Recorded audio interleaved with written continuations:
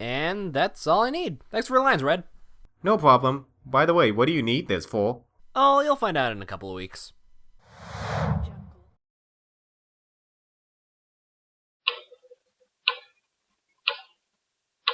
Oh, Celestia on board.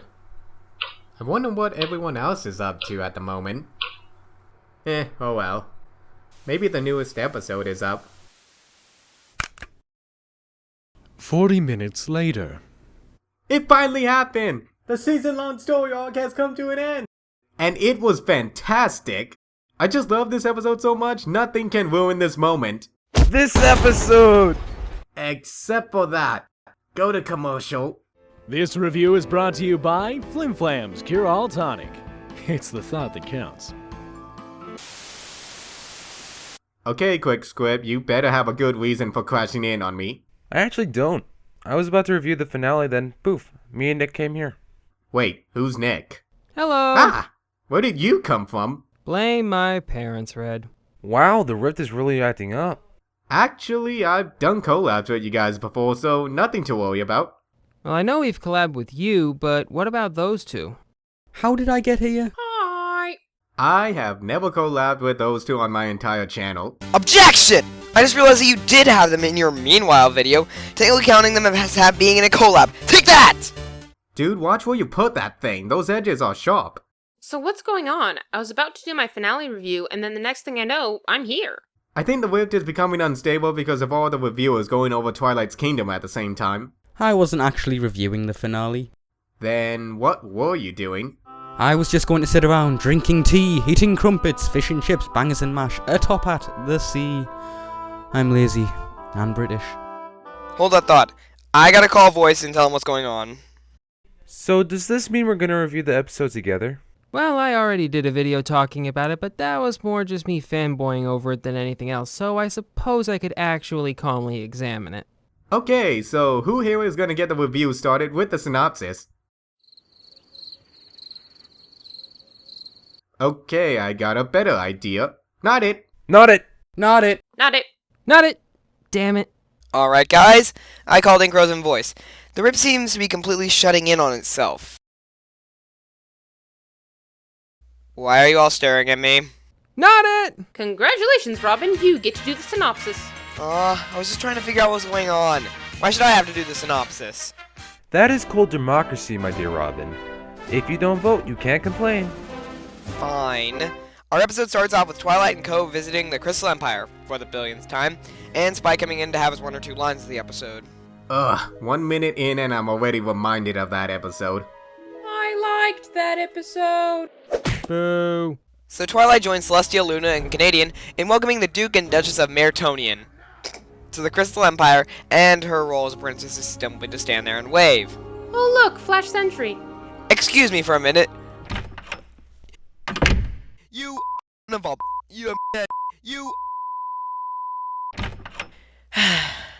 This internal conflict makes sense for this episode. What we have seen of Twilight's royal duties this season, and believe me, we haven't seen much of it, have just been standing and waving in celebrations. It doesn't seem that my new role as a princess equates to all that much. You've watched way too much Digibrony, Twily.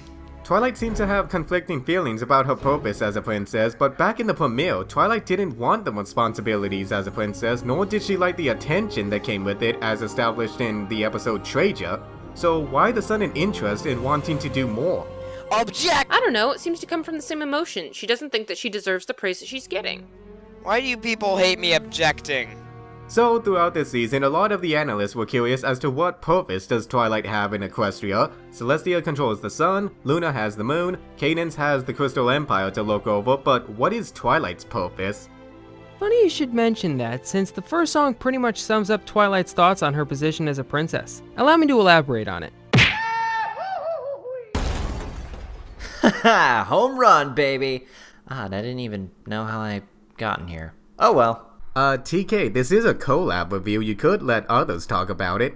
Could, would, should, nah, it's too easy. So, as it's customary with our bookend season episodes, we got us a song to look into, and it's surprisingly good. Twilight's Lamenting. Objection! Overruled. Why can't I have nice things? Twilight's lamenting because all she's done as a princess is, well, nothing of major importance. She sings about wanting more to do and questions her own role in the process. Never before would I think the writers would make Twilight's lack of credibility into not just a plot point, but a song. Celestia joins in to help Twilight understand her role, and then... I know how hard it is to wait, to spread out your wings and soar. The fandom rejoices. Okay, seriously, that guy is a dick. Love you too, buddy. So, let's continue on this episode, starting with Lord Tirek. Hold it! I still want to talk about the song. My friggin' back! Now then, this song is now one of my favorites. I can identify with not knowing where you're going in life. And then of course they're singing Luna. Of course her voice is beautiful, but we knew that since it was rarities. More than just the fact that this is Luna's first singing role, Luna also shows us that of all the princesses, she might know how Twilight feels the most. But yeah, it's beautiful and inspirational, and achievement! You've collected all the princesses' voices in one song.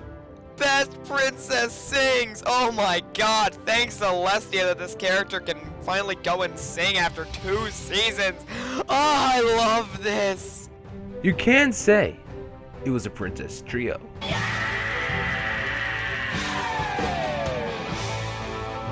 Did somebody just say Luna? I heard Luna. Are we talking about Luna? No, we're talking about that one little furniture company with the bland little theme song. What do you think? Not everybody loves Luna to the degree that you do. In fact, very few are quite at your level in that regard. I maintain a healthy appreciation for our Princess of the Night, yes. Geez, you build one shrine. Anyway, we were talking about the song, right? It certainly wasn't bad, but it didn't quite have that same memorable kick that some of MLP's other songs do. Hearts as Strong as Horses, This Day Aria, heck, even the Wonderbolts rap were all pretty catchy. But this one, I gotta be honest, despite the fact we got to see Luna, Cadence, and Celestia sing, gun to my head, I couldn't tell you a single line from any of that. I hate you ponies so much right now. On another note, we are introduced to the newest villain in the show, Lord Tirek. Am I about to get hit again? No? Okay, cool.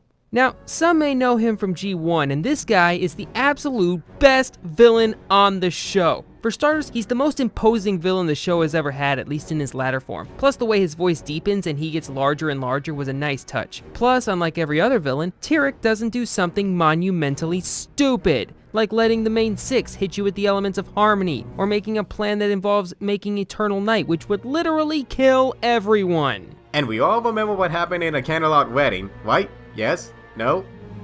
Okay then. At first, when Tirek took the magic from the unicorn, I thought he was killing him. I mean, his eyes went foggy like he was dying, but I guess not, which confused me a heck of a lot, but whatever, nitpick. Then there was Discord.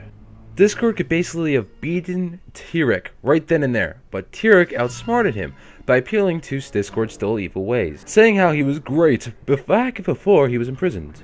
He also mentioned how Discord was becoming like his brother Scorpan. Befriending the ponies was making Discord weaker, and by Tyrek's side they can rule Equestria together. That proves how Tirek was our truly first manipulative villain in MLP. I'm interested enough as it is. To be a convincing villain, you have to look and act the part. We've seen that with Chrysalis, Nightmare Moon, and Discord, and the way Tirek is playing himself now, I'm merely reminded of Scar. I love the manipulative villains that know how to pull the strings and know how to kick butt at the same time. And hey, how many times do we get a frickin' centaur to tangle with the main 6? How many times? I can count on, one hand. He's one of the coolest villains on the show to date. Or hoof, or whatever this thing is. He's really fun to watch, and he has a lot of amazing moments. He's completely bad, and he knows it! No matter what ponies do, he is going to achieve his one singular goal. Even to the extent to kidnap the remaining 5. Stick to part 1, dude.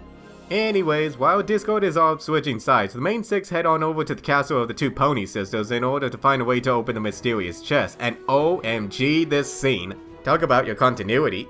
I was actually wondering how long it would take for them to realize the keys were right in front of them the whole time. We actually get to see this epiphany unfold in the flashbacks as each of the main 6 remember the events that caused them to misrepresent their element and then becoming true to themselves again. They changed the life of some pony owls and were given items that symbolize their wonderful deeds. I love the way the scene tied up any loose ends about the keys without taking too long in its execution. So the items are gathered up and placed into their individual slots, but one key still remains to be found. Twilight is then called away to Canterlot and discovers that Tirek is on his way to steal Alucon magic with the help of Discord, and now we move on to part 2, my friends. Click on the arrow and head on over when it comes out, or go on the link in the description below.